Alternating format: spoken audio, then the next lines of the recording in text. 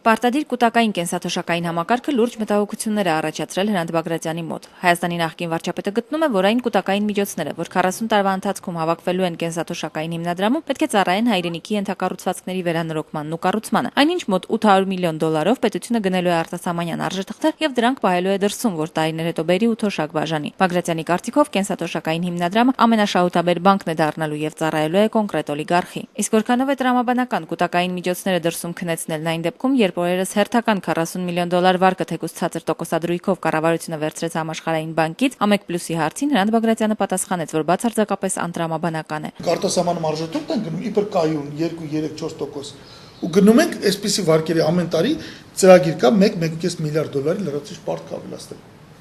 Իհարկե անտրամաբանական է։ Հաշվարկ չկա, մոտեցում չկա, վերլուծություն չկա, բարի կամք չկա լավ բան անելու։ Օրերս Տեր-Պետրոսյանը հայտարարեց, որ արտագաղթի պատճառը Արցախի չլուծված խնդիրն ու հայ-թուրքական չկարգավորված հարաբերություններն են։ Բագրատյանի կարծիքով պակաս կարևոր չէ նաև սոցիալական անարդարության գործոնը։ Սա 98-99 թվականից երբ որ խոսում է 12% տնտեսական աճի մասին, իսկ Ռուսաստանում աճը 4-5% միջին է, արի ու տես Հայաստանից են գնում Ռուսաստան եւ ոչ թե Ռուսաստանից են գալիս Հայաստան։ Ուրեմն նաև սոցիալական անարդարությունը պատճառ է։ Վիճակագրական տվյալների համաձայն պատերազմից առաջ եւ հետո հեռացել է Հայաստանից նույնքան մոտ 250 000 մարդ։